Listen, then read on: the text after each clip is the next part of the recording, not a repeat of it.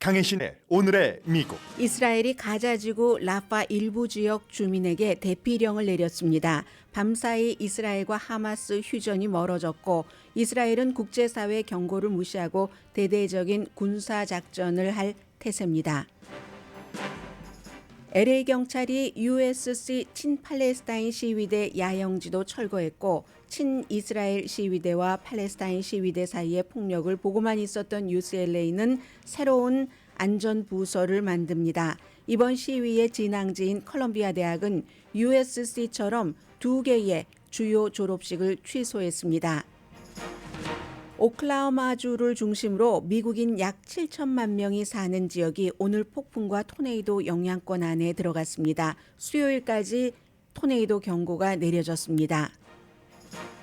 미국 대선은 이제는 666입니다. 대통령 선거까지 6개월이 남았고 6개 주에서 투표하는 전체 유권자의 약 6%가 미국 대통령을 결정하게 됩니다. 등록된 유권자 사이에서 지지율에서는 바이든 대통령이 트럼프 전 대통령을 앞서가는 여론조사 결과 나왔습니다. 트럼프 전 대통령 형사재판 3주일째입니다. 판사는 트럼프 전 대통령에게 또 개그 오더를 어기면 감옥에 갈 수 있다고 경고했습니다. 주말의 선거 유세에서 트럼프 전 대통령은 자신을 알카포네의 민주당을 게슈타포에 비유했습니다. 불과 얼마 전까지 트럼프 전 대통령의 부통령 후보 우선순위에 올랐던 크리스티 노엠 사우스다코타 주지사가 강아지를 살해한 것을 자랑해서 구설수에 오른 뒤 김정은 위원장을 만났다는 거짓을 곧 출간할 책에 쓴 뒤 출판사가 그 부분을 삭제하고 있습니다. 미국인이 가장 사랑하는 핫소스에 속하는 스리라차가 노동절까지 생산을 중단한다고 발표했습니다. 스리라차를 또 한동안 못 먹는 것이 아니냐는 걱정을 하실 분들은 대비하시기 바랍니다. 여러분 안녕하십니까? 오늘의 미국 강혜신입니다. 아니 미국에서 국제 뉴스라고도 분리될 수 있는 그 같은 뉴스 아이템이 이렇게 오랜 동안 미국의 한가운데 있다는 것은 곧 미국에 너무나 엄청난 영향을 미친다는 뜻일 겁니다. 이건 결과적으로는 한국에도 전부 영향을 미치는 거니까요. 우선 그 이스라엘과 하마스의 휴전이 조금 멀어졌다는 것. 그리고 그것이 지금 대학 캠퍼스에서 여러 가지를 일으키는 것, 이후는 어떻게 되는가 하는 것부터 리뷰해 드리겠습니다. 밤사이에 이스라엘과 하마스 그 휴전이 멀어졌는데 이건 곧 전면전 라파지요. 이거 침공 가능성을 시사하는 거고 그렇게 될 경우 미국은 계속 이스라엘에 경고를 했죠. 미국과 이스라엘 관계가 나빠질 수 있다. 하마스 대표단이 휴전 협상을 하는 이집트를 떠났습니다. 이집트는 대표단을 직접 보내지도 않았다고 하죠. 딜이 안 됐다는 건데 왜냐하면 하마스는 인질을 우리가 석방하겠다. 그 대가로 가자에서 이스라엘군 철군하라. 그리고 우리 그 전쟁을 끝내자. 이런 것을 이제 휴전의 요구로 내걸었습니다. 벤자민 네탄야후 이스라엘 총리는 그 조건이 싫다 하는 거였죠. 그 조건이 싫으니까 라파 지역 주민에게 다른 지역으로 떠나라. 안전지대다 하는데 지금까지 안전지대가 없었고 앞으로도 안전지대는 없겠죠. 이제 이렇게 협상이 결렬되고 나서 하마스가 라파를 공격한다는 것, 이스라엘. 그래서 하마스를 잡는다는 것은 일종의 환상이다. 이건 그렇게 이스라엘이 계속 나오면 인질 협상도 끝나는 것으로 알아라 라고 얘기를 했고요. 그리고 하마스 로켓이 이제 그 국경 검문소를 공격을 해서 이스라엘군 3명이 숨졌습니다. 그러니까 또 이스라엘은 그래? 그럼 우리 또 인도주의적인 차원의 어떤 그 구조대들이 보내는 여러 가지 물량을 차단해야지 하고 또 인도주의 지원을 차단했습니다. 이스라엘 국방장관이 곧 라파에서 파워풀한 군사작전이 있다. 이렇게 경고를 했고 이스라엘 정부는 라파에 있는 팔레스타인 주민들에게 무아시라는 곳이군요. 무아시라는 안전지대로 이동하라라고 얘기를 했습니다. 그러자 이제 미국의 로이드 어스틴 국방장관이 이스라엘의 그 국방장관에게 참 이스라엘 군이 그 사망한 것에 대해서는 우리가 애도를 표시하지만 그러나 이스라엘 군사 작전이 팔레스타인 주민 탈출에 대해서 아주 분명한 플랜이 있어야지 되고 인도주의적 지원은 유지해야지 된다. 하지 말라는 얘기 아니잖아요. 아니, 말로는 공개적으로는 이스라엘의 라파 지역 그 공습이라든가 라파 지역 특히 이제 지상군 투입이 반대한다면서 로이드 어스틴 국방장관 하는 말은 하되 살살하라는 얘기잖아요, 지금. 군사 작전은 팔레스타인 주민의 탈출에 대해서 분명한 계획이 있어야지 된다. 이렇게 얘기를 했고 인도주의적인 지원은 유지해야지 된다. 지금까지는 그렇게 말하지 않아서 인도주의를 하려고 가는 사람들 스텝들을 그냥 공습해서 죽인 것 아니잖아요. 하지 말라고는 안 했습니다. 그리고 이제 윌리엄 번스 국방정보 CIA 국장은 원래 이 협상팀에 속해 있다가 카타르에서요. 그 방문을 끝내고 이게 잘 될 줄 생각을 한 거죠. 그리고 바로 이스라엘로 갈 예정이었습니다. 이걸 이제 취소하고 말았죠. 결국은 다시 이제 최고 헤드 오늘 이제 버락 오바마 대통령 아래서 부통령을 했던 바이든 대통령이 벤자민 네타냐후 이스라엘 총리와 전화를 해서 뭔가가 또 이루어질 텐데 현재 상황으로는 휴전은 조금 멀어 보입니다. 이스라엘은 계속 얘기하죠. 우리가 국가 안보를 위해서 홀로코스트까지 겪었는데 그렇게 야만적인 하마스의 공격을 받고 이거 완전히 뿌리를 뽑지 않으면 우리는 이거 어떻게 해야지 되는지 모른다. 이건 안 된다 하면서 심지어 그 알자지라 방송이요. 카타르의 본부가 있는 그 알자지라 방송에 이스라엘 그 철거해라 철수해라 했는데 철수하지 않았거든요. 그랬더니 완전히 그 경찰들이 들어가서 그 알자지라 방송을 폐쇄를 했습니다. 알자지라도 계속 이스라엘의 그 라파 공격 같은 것을 엄청 그 비난하면서 지상군 투입을 해서는 안 된다는 것을 강조를 했죠. 그래서 언론에 굉장히 어두운 날이고 우리 알자지라가 이렇게 이스라엘 경찰에 의해서 폐쇄당한다면은 그러면 다른 그 해외 언론들도 마찬가지일 수도 있다. 그리고 이스라엘은 이렇게 되니까 알자지라도 이 눈치 저 눈치 볼 게 없어지는 겁니다. 이스라엘이 정말 아주 못된 나라지. 저널리스트들도 본인들 입맛에 맞는 기사 쓰지 않으면은 의도적으로 살해하잖아. 그런 나라가 이스라엘이고 정말 언론에는 어두운 날이다. 우리를 이렇게 폐쇄한 것은 명예훼손이다. 그리고 우리가 오피스를 폐쇄한다고 보도 안 할 줄 알아? 끝까지 보도할 것이다. 이제 이렇게 얘기를 했습니다. 그러니까 이제 시리아민들은 가자지구 팔레스타인의 시리아민이죠. 시리아민이라고 하면 우리는 나이 많이 드신 분들을 생각하지만 3살, 4살, 5살 시리아민들도 다 시리아민인 겁니다. 그리고 또다시 집도 다 잃었고 뭐 엄마 아빠 따라서 남쪽으로 가라고 그래서 남쪽으로 갔는데 또 더 이상 어디로 가라고 하니까 어디로 갈 거나 하면서 또 어디론가 안전하지 않은 것 알면서도 갈 수밖에 없는 이제 그런 그 입장이고요. 그리고는 이제 미국에서도 이 내부에서도 바이든 대통령은 어떻게 해서든지 좀 휴전을 하면은 본인이 지금 재선을 치르는데 젊은 유권자들의 표에 도움이 되겠죠. 지금 거기서 반대표가 많이 나오고 있으니까. 그런데 이제 지금 이게 안 된 거고 주말 사이에 캘리포니아주를 먼저 보면은 USC에서 그 캠프요 학생들 친팔레스타인 시위대 캠프 경찰이 들어가서 다 이제 해산을 했고 UCLA는 오늘 이제 며칠 만에 처음으로 정상적으로 대면 수업을 합니다. 그리고 학교에서 UCLA는 친팔레스타인계의 그 시위에 대해서 동네 사람들이 모인 그런 동네 사람이라고 하지만 젊은이들이었어요.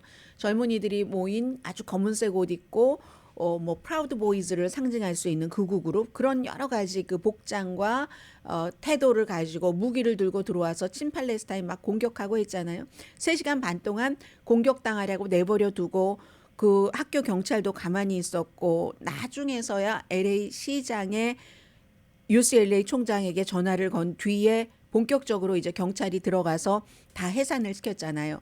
이것을 보고 이번에 UCLA에서는 학교의 안전에 안전 부서요.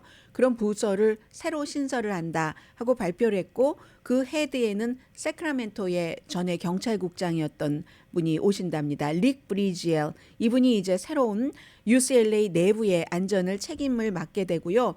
주말에 이제 미국 각 지역에서 많은 그 졸업식이 열렸습니다. 큰 불상사는 없었거든요. 뭐 예를 들어서 미시건 대학교라든가 아니면 다른 대학교에서 졸업식이 진행되는 동안에 학생들이 이제 친팔레스타인계 학생들이었죠. 학생들이 졸업식을 중단시키거나 그리고 심지어 어떤 대학에서는 이제 그 졸업 그 연단에 그 경찰이 올라가서 학생을 체포하기도 했는데 그러나 크게 충돌하지 않으면서 졸업식을 치른 학교도 있고 버지니아 대학 같은 경우도 지난 주말에 한 25명 정도가 체포가 됐거든요. 컬럼비아 대학은 이 사태의 진앙지 아닙니까? 컬럼비아 대학교는 5월 15일이 그 메인 졸업식 날이었거든요. 이 메인 졸업식 2개를 취소했습니다. 그리고 뭐 단과 대학별로 한다던가 이런 걸 하겠죠. 졸업식 장소도 바꿨습니다. 그 장소가 원래 그 메인 졸업식을 하려던 장소가 이번에 그 캠프를 경찰이 와서 다 이제 해쳤는데 그 잔디밭이었는데 그 잔디밭에서 다른 곳으로 바꿨고 그리고 지금 컬럼비아라든가 UCLA라든가 USC 그리고 그 밖에 많은 대학 학교에서 학생들에게 좀 지나치게 했다. 그리고 너무 빨리 경찰을 불렀다 하는 그런 대학의 총장은 사임하라는 압박을 계속 받고 있고요. 뉴욕 매거진 굉장히 수준 높은 매거진이죠. 뉴요커와 마찬가지로. 근데 뉴욕이 조금 더 문화적인 면을 많이 하는데 뉴욕에서 발행되는 그 잡지니까 뉴욕 매거진과 컬럼비아 대학교의 신문이 공동으로 여론조사를 했습니다. 컬럼비아 데일리 그 스펙테이터죠. 뭐 UCLA나 USC나 컬럼비아 대학이나 지금 이 같은 사태가 일어나고 나서 대학 학보사 기자들의 활동이 대단합니다. 이번 이 여론조사는 어떤 여론조사였냐면 컬럼비아 대학교의 학생, 교수, 스태프를 중심으로 719명에게 이번 시위와 그리고 학교에서의 그 반유대 감정이라든가 아니면 반아랍계 감정이라든가 이런 것을 쭉 물어봤는데 719명 전부 이메일이 확실한 EDU로 그 컬럼비아 대학교의 이메일을 갖고 있는 사람으로 했고요. 캠퍼스 시위에 대해서 제일 중요한 게 지금 이거잖아요. 학교 측에서는 유대계 학생들을 비롯한 학생과 학교의 안전을 지키기 위해서 뭐 조기에 진압한다 하는 것이고 학생들은 아니 어떻게 이스라엘만 유대계 학생들만 싸고 돌아 팔레스타인은 저런데 학교 내부에서도 팔레스타인계 학생들은 늘 2등 시민 취급을 해왔었잖아. 왜 그런 것에 대한 말은 없어? 하고 이제 시위를 하는 거잖아요. 여기에 대해서 여론입니다. 첫 번째, 제일 중요한 반유대주의 이런 게 문제다. 지금 학교에서 컬럼비아 대학에서 11%가 아니요. 그렇지 않은데요. 강하게 무슨 그렇게 심각한 반유대주의는 없는데요. 그리고 22%는 반유대주의 없습니다. 합치면 33%입니다. 그런데 반유대주의가 컬럼비아 대학교에서 문제입니까? 네, 문제입니다. 19%. 강하게 동의합니다. 문제라는데. 그럼 합치면 52%가 컬럼비아 대학에서 반유대주의가 있다는 거고 33%는 없다는 겁니다. 반대로 이슬람계에 대해서 공포증이 있고 막 뭐 그런 여러 가지 불편한 감정이 있죠.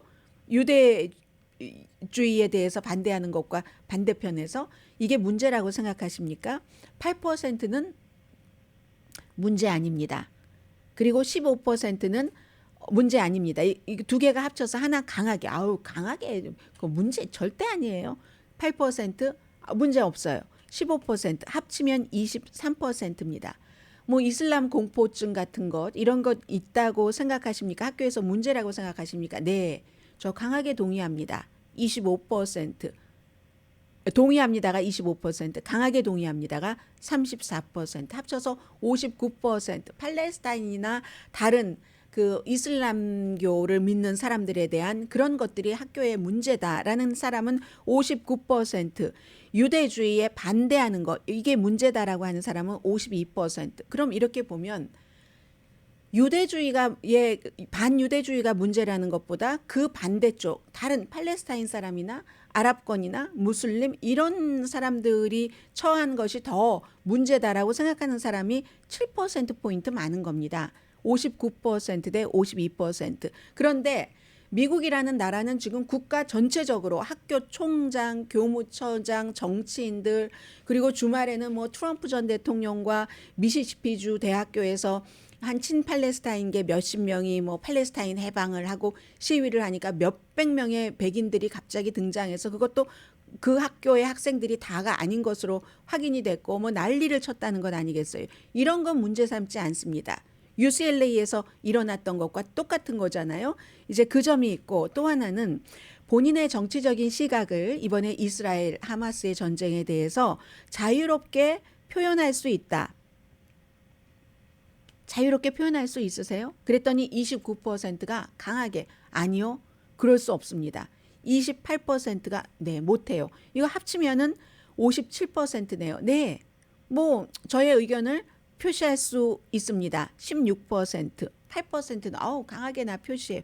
이건 겨우 24%밖에 안 되잖아요. 그만큼 캠퍼스 안에서 더군다나 언론 그 저널리즘이 미국에서 뭐 제일 강하죠. 그 퓰리처의 재단도 컬럼비아 대학교에 안에 있으니까 언론 분야에서 제일 강하다고 하는 컬럼비아 대학교에서조차도 나의 정치적인 시각을 지금 이 순간에 강하게 표현할 수 있습니다라고 답변한 사람은 6%밖에 안 됩니다. 그리고 특히 그걸 더 좁혀서 이번 이스라엘 문제에 대해서 분쟁에 대해서 내가 의견이 있는데 분명히 나는 이스라엘이 잘못했어. 하마스가 더 잘못이지. 팔레스타인이 더 잘못이지. 이런 나의 의견이 있지만 공개적으로 말하기를 피하는 사람이 60% 이상이었습니다. 공개적으로 말하기를 피하십니까? 뭐 이렇게 했을 때 결국은 65%가 내 의견은 있지만 공개적으로 말하기를 피한다는 것은 두렵다는 거잖아요. 어떤 식으로든 뭐 물리적으로든 아니면 남이 나를 보는 시선으로든 내가 피해받기 싫으니까 문제를 만들기 싫으니까 말을 제대로 못한다는 이게 말이 됩니까? 저널리즘이 가장 강한 컬럼비아 대학교에서 지금 이런 것. 그리고 하나 중요한 것은 점점 많은 대학 교수들이 상당수는 이제 대학 교수니까 나이도 있고 베트남전을 겪은 그런 교수들이죠. 점점 이제 학생에 더 많이 조인을 합니다. 그런데 재밌는 것은요. 콜롬비아 대학교에서도 뭐 예를 들어 인문대학, 예술, 문화 이런 것 중심으로 가르치는 그 교수들은 학생들 편이에요. 학생들은 이제 대부분이 친팔레스타인 편이잖아요. 그런데 법대, 의대 이런 전문의, 전공의 뭐 이런 그 전문직 분야의 그 강의를 하고 있는 교수님들은 학교 측이랍니다. 이게 아주 인터레스팅 하지만 오늘은 여기까지만 전해드리고요. 그래서 미국은 이제 컬럼비아 대학교의 졸업식도 취소됐고 많은 대학교가 이달 아니면 다음 달 안에 다트머스는 6월 달이죠. 다음 달 안에 졸업식을 하는데 졸업식하고 학생들은 학교를 떠나고 뭐 썸머스쿨 뭐 어떤 프로그램 하는 학생들은 조금 있겠지만 잠잠해지다가 이게 이스라엘과 팔레스타인의 어떤 휴전 상황 또 이스라엘이 라파 지구에 지상군을 투입을 해서 어느 상황이 오느냐에 따라서 학생들의 지위는 또다시 더 이제 뭐 강하게 지금 당장은 아니더라도 졸업식 끝나고 이번 주 다음 주까지는 강해지겠지만 그리고 6월 달, 7월 달 조금 잠잠하다가 또 강해질 수 있는 게 지금 이스라엘 하마스 전쟁으로 시작된 미국 내부에서의 분열입니다.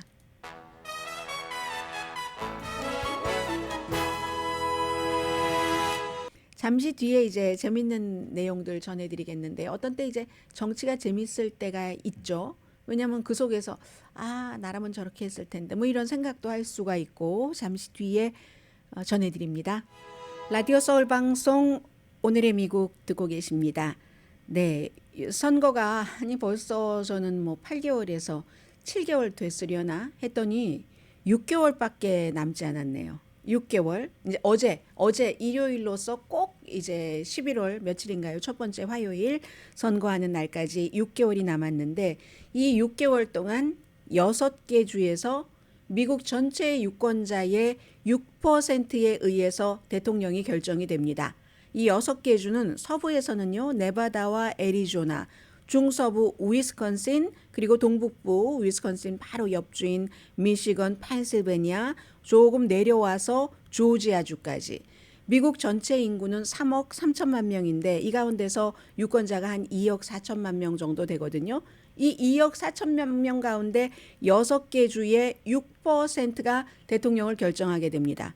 99.4%는 대통령 결정권이 없는 거나 마찬가지입니다. 미리 다 블루 스테이트, 레드 스테이트로 결정이 돼 있기 때문에. 그리고 maybe 7번째 주까지 합치면은 노스캐롤라이나 주 정도 볼 수 있을까요? 조지아주의 바로 이제 동북 쪽에 있는 나머지 43개 주는 전혀 영향이 없습니다.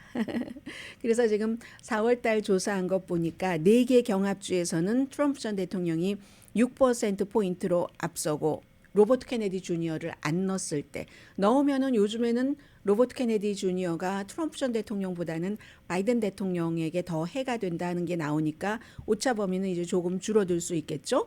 그리고 이제 바이든 대통령이 미시건주에서 조금 이겼었는데 이게 이제 블룸버그와 모닝 컨설트의 공동 여론조사 결과입니다.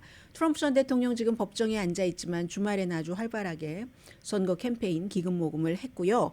트럼프 전 대통령은 이민, 범죄, 인플레이션 여기에 이제 포커스를 두고 바이든 대통령을 비난합니다. 그에 비해서 바이든 대통령은 낙태, 민주주의 그리고 미국의 안정 다시 트럼프 시대로 돌아가서 막 그렇게 어선하고 싶은가 이런 것이요. 지금 이제 트럼프 전 대통령이 공화당의 후보로 거의 이제 확정이 되면서 점점 집중되니까 트럼프 전 대통령이 계속 올라갈 여지는 별로 없어 보입니다. 왜냐하면 예비 선거도 뭐 지금 완전히 다 끝나진 않았지만 예비 선거도 지금까지 공화당의 17%가 니키 헤일리를 지지했거든요. 바이든 대통령은 아무리 많이 잡아봤자 뭐 몇 퍼센트, 뭐 5%는 당연히 아래고요. 그 정도만 다른 사람에게 빼앗겼는데 트럼프 전 대통령은 17%를 빼앗겼고 저렇게 법정에 앉아 있고 대통령이 늘 개그 오더도 어긴다고 하면은 이게 긍정적인 역할을 주지는 않습니다. 물론 트럼프 전 대통령을 단단히 지키는 공화당 기반이라든가 아니면 뭐 어제 보니까 뉴욕타임즈에서 라틴계의 복음주의자들이라든가 이런 사람들을 제외하고는 점점 이제 조금 좀 트럼프 전 대통령에 대해서 좀 불안해 이런 생각들을 많이 하게 된다는 여기에 이제 바이든 대통령은 포커스를 두고 있는 거죠.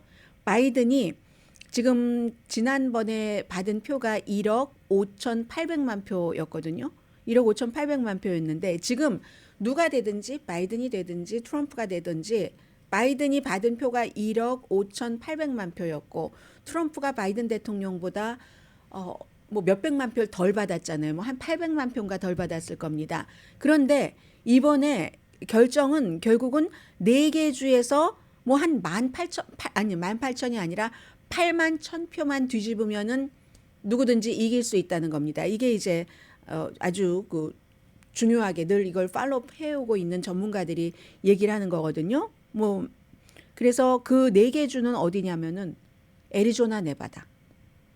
그리고 중서부의 위스콘신 또 아래로 쭉 내려와서 조지아 이런 주에서 그런 뒤집히면은 그렇게 되는 거죠. 그래서 이제 제가 6개월 남았고 6개 주에서 전체 미국 뭐 50개 주 유권자를 100으로 놓을 때 6% 정도의 유권자가 대통령을 결정한다고 말씀을 드렸고요. 지금 여론조사 결과가 굉장히 많이 나오는데 뭐 이걸 일일이 다 전해드리지는 않겠습니다. 다만 전국적인 여론조사 결과는 대체적으로 좀 팽팽합니다. 팽팽한데 그런데 투표할 가능성이 높은 유권자를 조사를 하면은 바이든이 49대 트럼프가 45로 트럼프가 앞서갑니다. 이건 이제 ABC 뉴스와 입소스의 여론조사 결과이기도 하고 그리고 538 또 마찬가지로 그렇게 보고 있거든요. 그렇지만 말씀드린 것처럼 이 격전지에서는 아직까지 그 트럼프 전 대통령이 앞서간다.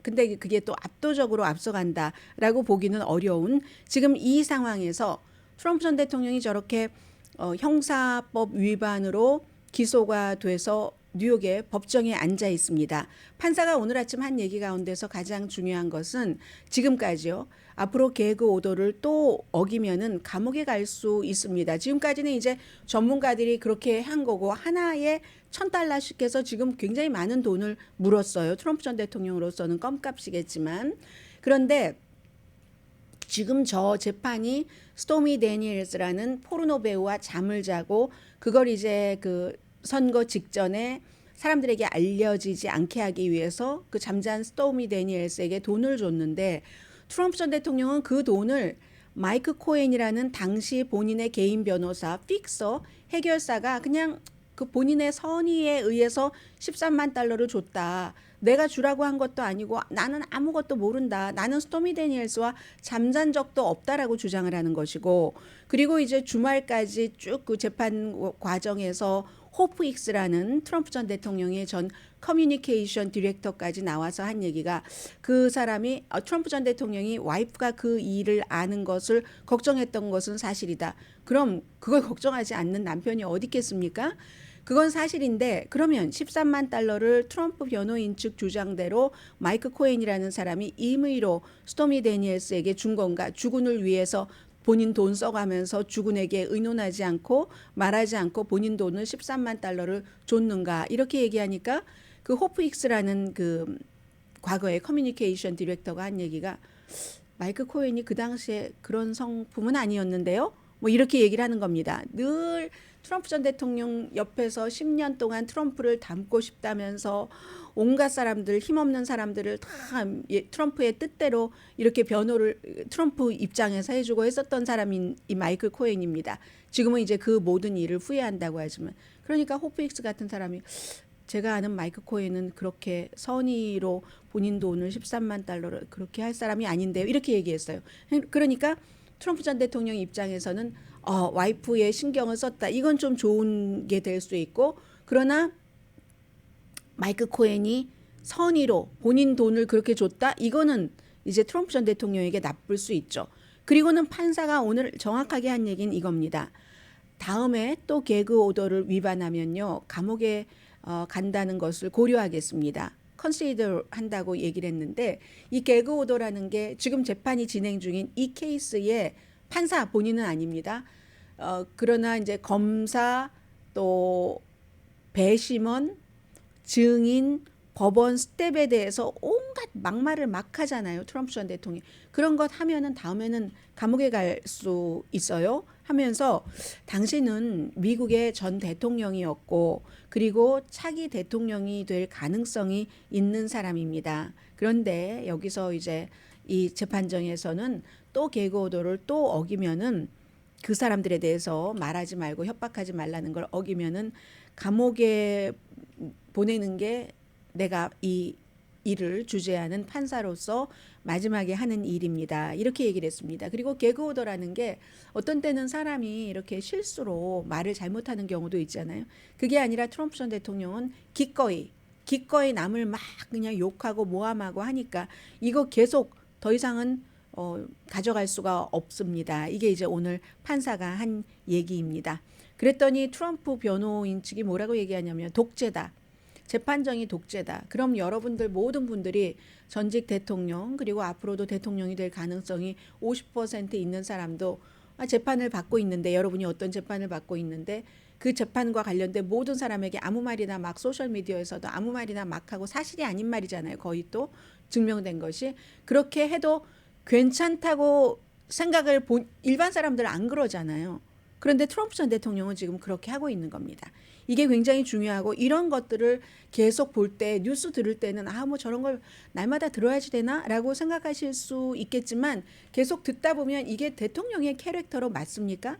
안 맞습니까? 라는 것을 유권자들은 끊임없이 확인을 한다는 거죠. 어느 때는 듣지 않고 가만히 있다가 결정적인 순간에 안 되겠구나 하고 딱 이제 거기서 정리를 할 수 있다는 겁니다. 6개월은 충분히 그럴 수 있는. 그러나 이 재판은 6개월까지 계속 가는 건 아니고 이제 곧 뭐 몇 주일이 있으면 끝나겠죠. 그리고는 주말에는 트럼프 전 대통령이 또 본인의 말하려고 해서 했겠죠. 한 사람당 4만 달러를 내는 선거기금 행사였답니다. 거기서 90분 동안 연설을 하는데 온갖 막 거짓과 그 과격한 얘기를 다 했는데, 예를 들면 본인을 이 기밀 문서와 또 선거 결과를 바꾸려고 했다 하는 혐의로 기소를 한 그 잭 스미스 특별검사에게, 여러분 F자 욕 아시죠? F자 욕과 F자로 시작해서 S 홀, 예전에 무슨 뭐 후진 나라 뭐 그런 나라로 돌아가라고 트럼프 전 대통령이 대통령이었었을 때 했던 그런 단어를 쓰면서 마구 비난을 했고 그러면 또 4만 달러 1인당 4만 달러 내고 와서 그 자리에서 돈 내고 트럼프 얘기를 듣는 사람들이 또 좋다고 박수치고 재미있다고 하고 400명 정도가 와서 7,600만 달러가 모였답니다. 그리고 이제 88개의 주와 연방 형사 기소가 된 이 사람이 그 연설을 하면서 악명 높은 시카고의 갱스터 알 카포네와 비유를 했습니다. 왜냐하면 조지아주의 검사가 트럼프를 제일 보스로 해서 갱단의 보스로 해서 이제 다른 사람들을 쭉 뭐 루디 줄리안이니 누구니 시드니 파웰 변호사니를 쭉 기소를 했으니까 아무튼 뭐 그런 뭐 트럼프 전 대통령의 그런 말을 자세히 전해드리고 싶은 마음은 없고요. 아무튼 차기 대통령이 될 수 있는 가능성이 있는 사람이 이런 얘기를 적어도 한 사람이 4만 달러를 내는 선거기금 행사에서 하고 그러면 거기서 또 좋다고 박수치고 한다는 얘기죠. 알카포네는 그 갱스터는 세금 문제로 나중에 감옥살이를 했죠. 그리고 이건 그냥 하는 말이 아니라 워싱턴 포스트가 또 그 400명 가운데는요. 이런 비디오를 밖으로 유출하는 사람이 있습니다. 트럼프를 너무나 사랑해서 4만 달러를 내고 간다 하는 사람이 대부분이겠지만 그렇지 않은 사람은 내 개인적인 이익 때문에 여기다가 보험을 들어둔다 하고 가는 사람도 있지 않겠어요. 다 비디오는 유출되고 거기서 또 트럼프 전 대통령이 민주당의 하원 의원이 지난 주말에 기소가 됐습니다. 오늘의 미국 끝나고 나서 금요일에 기소가 됐는데 그 이유가 뭐냐면 60만 달러를 아제르바이잔의 오일 회사로부터 뇌물을 받은 겁니다. 그래서 기소가 됐거든요. 그런데 그 사람 참 안 됐다. 민주당이지만 참 안 됐어. 정치적인 목적으로 기소당한 거야. 그 사람이 왜냐하면 국경 보안을 강화해야지 된다고 얘기를 했거든. 민주당이긴 하지만 그래서 기소당한 거야. 아니 그 사람이 뇌물을 안 받은 게 아니잖아요. 외국 그 오일 회사로부터. 그게 증거가 있으니까 기소가 당한 거잖아요. 그런 얘기. 그리고 한 50명 정도가 나한테 전화해서 당신의 부통령이 되고 싶습니다 하고 완전히 그냥 나를 좀 제발 선택해 주세요. 막 이렇게 거의 뭐 구걸 비슷하게 한다는 이런 얘기도 했고요. 그리고 이제 몇 명 이름이 나왔습니다. 앨리스 스테파니 뉴욕의 연방 하원 의원이죠. 요즘 아주 신났습니다. 컬럼비아 대학생들 잡아들여 막 이렇게 얘기하는 하원 의원이에요. 그리고 오하이오주의 제이디 벤스, 사우스캐롤라이나주의 팀 스캇. 팀 스캇은 예비 선거를 할 때 제가 제일 먼저 이 사람은 부통령 후보로 될 가능성이 있기 때문에 그걸 보고 나왔을 겁니다라고 말씀을 드렸는데 아주 열심히 하고 있더군요. 그 트럼프 전 대통령이 만약에 진다면 그 선거가 정직한 선거였다고 할 수는 없어. 뭐 이런 비슷하게 얘기를 합니다. 아프리칸 아메리칸이면서 아프리칸 아메리칸에 대한 차별이 없다고 말하는 사람. 제가 이렇게 얘기하면요. 많은 분들이 또 불편해 하시더라고요. 예를 들면 클래런스 토마스 연방 대법관이 흑인이지만 백인보다 더 하얀 판결을 내린다. 이렇게 말씀드리면 막 뭐라고 하시는데 사실이거든요. 팀 스캇이라는 사람도 본인이 흑인이지만 미국에 어디 흑인 차별이 있느냐. 말이 안 되는 말이잖아요. 말이 안 되는 말을 할 때 그 정도 설명은 할 수 있지 않을까요? 네. 그리고 이제 노스다코타의 그 덕 버검 주지사. 처음에 예비선거 나왔을 때는 트럼프 전 대통령도 비난하고 점잖은 듯 하더니 점잖기도 하지만 그러나 부통령이 되고 싶은 겁니다. 토요일에 그 자리에도 갔고 그러니까 이런 사람들 부통령 후보로 트럼프 전 대통령이 이름을 좀 얘기를 하고 제이디 벤스 같은 오하이오의 연방 상원 의원 얘기도 하고 이 덕버검도요. 트럼프 전 대통령이 제일 중요한 걸 빠뜨렸네요. 행정부는 바이든 행정부는 게슈타포 행정부다. 나치 독일의 게슈타포 경찰이 얼마나 무시무시합니까? 일제시대에 뭐 경찰 오면 어떻게 되는 줄 알지 하고 부모님들이 아이들에게 위협했던 거죠. 게슈타포 경찰과 마찬가지다. 이렇게 전직 대통령이 현직의 행정부에 대해서 비난을 해요. 그러니까 이제 사람들이 물어봤어요. 일요일 어제 시사 토크쇼에서 쫙 물어봤더니 항상 하는 얘기입니다. 내용의 핵심이 아니다. 그런데 내용의 핵심이건 핵심이 아니건 전직 대통령이 지금 미국을 게슈타포 경찰에 비유를 하고 실제로 비유를 했잖아요. 안 한 게 아니라 이런 것도 이제 딱 정치가 이런 겁니다. 덕 버검 주지사가 그 예비 선거할 때는 그나마 뭐 크리스 크리스티와 함께 트럼프 전 대통령에게 좀 대항하는 듯 하더니 본인이 막상 부통령 후보 자격을 가지려고 하니까 좀 약간의 아부의 모드로 돌아간 것. 이런 데서 우리가 정치와 인간사를 보는 거죠.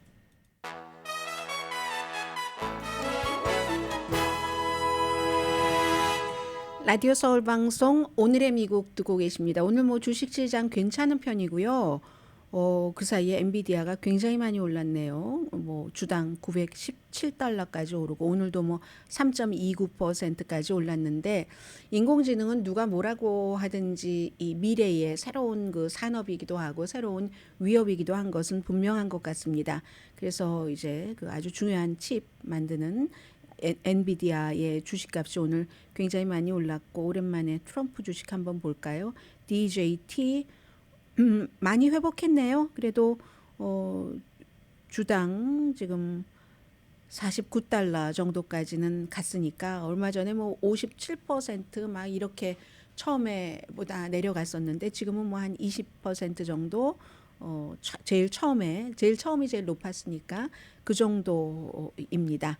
워렌 버핏 같은 경우는 지난 그 주말에 본인들 버크셔 히서웨이의 주주들에게 인공지능이 굉장한 위협이다. 막 그 병 속에서 그 지니가 나온 것과 마찬가지다. 그게 마치 2차 대전 때의 원자탄 이런 것과 비슷하다고 볼 수 있는데 그렇다고 해서 뭐 사업하는데 효율이 전혀 없다는 건 아니다. 이 정도를 얘기했고 아무튼 지금 주식시장은 분위기 다우지수도 올라가고 있고요. 다 뭐 3대 지수 전부 올라가고 있습니다. 오늘 USA 투데이와 월스트리트저널과 뉴욕타임즈의 신문의 일면의 공통점이 뭐 많은 뭐 이스라엘 이런 것도 나왔지만 경제 문제를 다루더군요. 그래서 공통점이 소비자들이 지갑 사정에 따라서 어떤 대통령 후보에게 투표를 하는 건 너무 당연한데 2024년 대선을 앞두고 지금 현재 거의 그 두 후보가 막상막하의 지지율을 보이고 있잖아요. 지금 심지어 마음을 정한 사람도 나중에 나의 지갑 사정에 따라서 마음을 바꿀 수도 있다. 이제 USA 투데이가 굉장히 강조를 했고요. 그리고 이제 월스트리트저널도 브랜드가 잘 알려진 식품 브랜드들이 요즘 인플레이션 때문에 굉장히 달라지고 있고 이런 모든 것들이 정치인들에게 또 정치 비용을 물게도 하고 애리조나 같은 경우 지금 좋다면서요.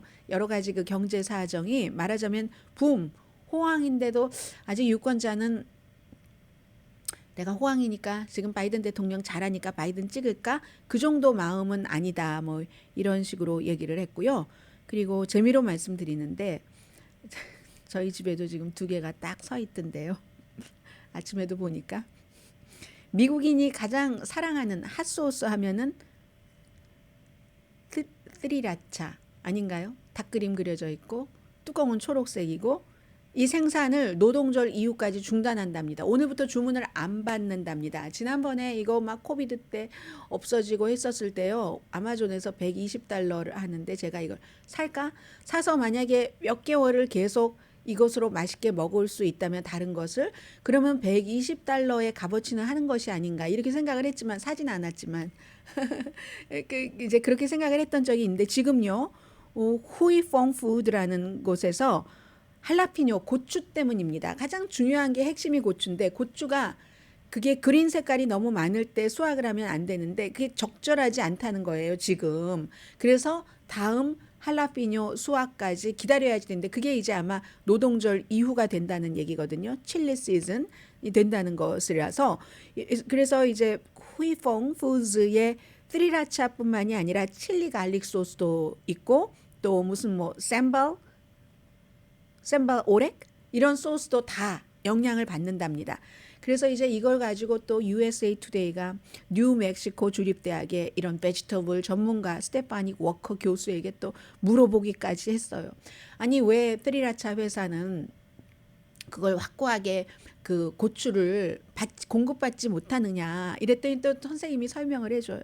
이게요 뭐 언더우드 렌치라는 데서 2017년 두 회사가 이 스리라차 회사와 서로 파트너가 무너지기 전까지 수십 년 동안 그 렌치에서 이 할라피뇨를 공급받았대요. 그런데 이제 이 스리라차 회사가 뭔가를 어겼다 해서 2,300만 달러를 그 회사의 언더우드 그 목장에 그 배상해라 하는 판결을 받았다고 하고요. 그 이후엔 관계가 끝났죠. 관계 끝나고 언더우드 렌치가 또 다른 그 스리라차를 만들었다. 그리고 나서 이제 공급이 아직까지 공급망을 확실하게 못한다는 잡지 못했다는 건데요. 고추는요. 고추 길러보신 분들 너무 많으시죠.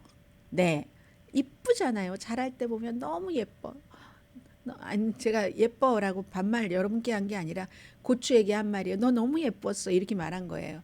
그래서 고추가 근데 고추는 다 손으로 다 따야지 되잖아요. 굉장히 노동 집약적인 그런 그 베지터블이죠. 그래서 이제 아무튼 그래서 못한다는 얘기입니다. 그리고 스리라차가 베트남 전쟁이 끝나면서 데이비 트란이라는 분이 로스앤젤레스에 와서 내가 스리라차 사업을 해야지 되겠구나 해서 1980년대 그때는 이제 푸른 색깔의 이제 쉐비 밴에 넣고 다니면서 막 이렇게 팔고 이랬는데 어윈데일에서 만들어서요. 그러다가 이제 지금 이렇게 미국 사람들 입맛을 다 그냥 길들여 버린 거예요. 스리라차 아이스크림에 뿌려 먹는 사람도 있다고 하잖아요. 라면은 물론이고 뭐 베트남 국수, 쌀국수에는 물론이고. 그래서 어떤 분은 그 USA 투데이에 인터뷰한 거 보니까 이게 보이프렌드 집인가요? 본인 집인가요? 본인이 보이프렌드가 비엔나미즈이기 때문에 16개가 있고 그리고 냉장고에 2개가 있고 또 뭐 1개가 어디에 있고 이렇다 하는 아무튼 스리라차가 이렇게 대명사가 핫소스의 대명사가 됐습니다. 혹시 시장 가셔서 보시면 저도 하나 더 사려고 합니다. 지난번에 너무 고생했어요. 잠시 뒤에 뵙겠습니다.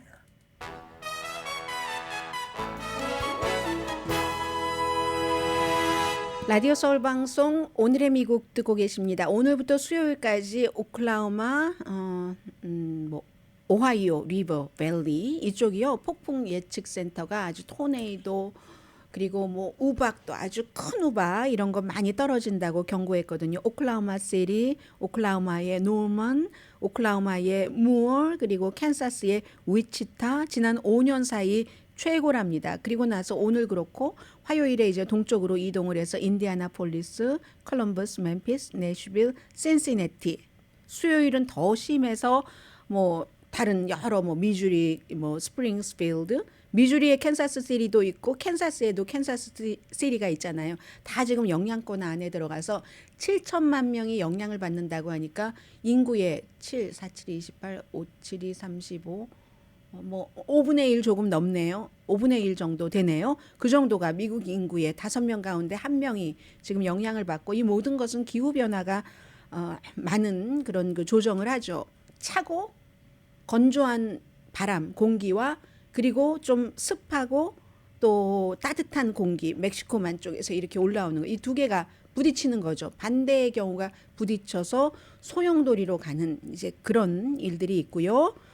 네, 크리스티 노엠이라는 사우스다코타 주지사가 아주 말이 많았어요. 14개월 된 강아지를 뭐 버릇이 나쁘다고 총으로 쏴서 숨진 것을 자랑스럽게 책에다가 썼고 아직 출간되진 않았어요. 김정은을 만나서 내가 어떻게 했다는 걸 썼는데 강아지 죽인 건 사실인데 사람들이 아니 저렇게 잔인해. 그리고 김정은은 만나지도 않는데 그래서 출판사에서 삭제한답니다.